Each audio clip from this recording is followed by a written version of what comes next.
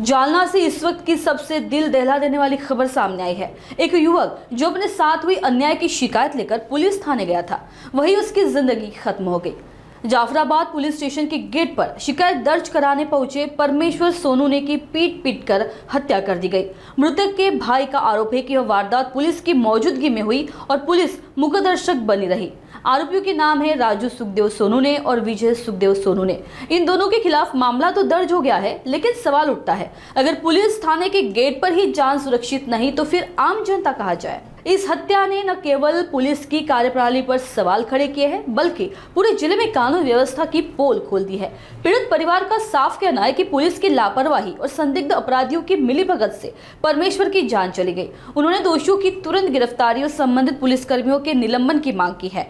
जालना में इस घटना के बाद आक्रोश की लहर है। लोग सड़कों पर उतर सकते हैं और प्रशासन के खिलाफ बड़ा आंदोलन खड़ा हो सकता है। क्या अब पुलिस स्टेशनों में भी सुरक्षित रहना सपना बन चुका है? क्या जालना की सड़कों पर अब कानून की जगह लाठी और हिंसा का राज चल रहा है? यह घटना सिर्फ एक मौत नहीं बल्कि पूरे सिस्टम पर एक करारा तमाचा है। बाबूराव सोनोनी राणा सावरखेडा आमचे गावामध्ये वाळूची माफिया चालू आहे। मोटरसायकल येताना कट मारला, आम्ही गावात जाता त्यांना हे केलं किंवा वाहन समोरून चालवता आमचा जीवावर बेताला आलती, त्यांनाच दादागिरी केली। दादागिरी गावामध्ये केली असतात। मी मा भाऊ तिघ भाऊ आई आम्ही पोलीस स्टेशनला आलो।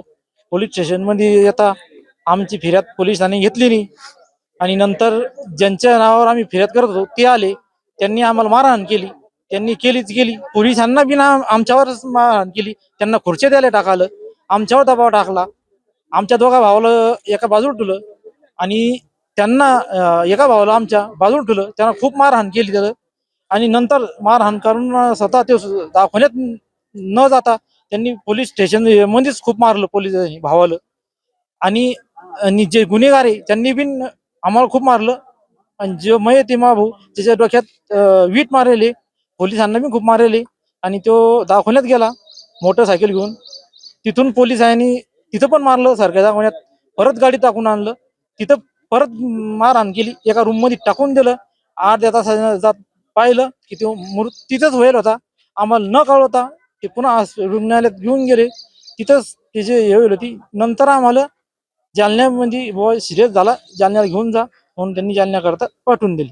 हे पुरे गुन्हेगार पोलीसवाले जे हे आमचे हत्या आहे पोलीस स्टेशन मध्ये आणि पोलिसांमुळेच आमची हत्या होईल। आता हीच आमची मागणी, आम्हाला न्याय मिळाला पाहिजे।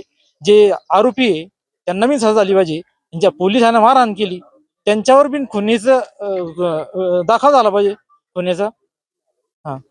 हीच आमची सस्पेंड बी झाली पाहिजे।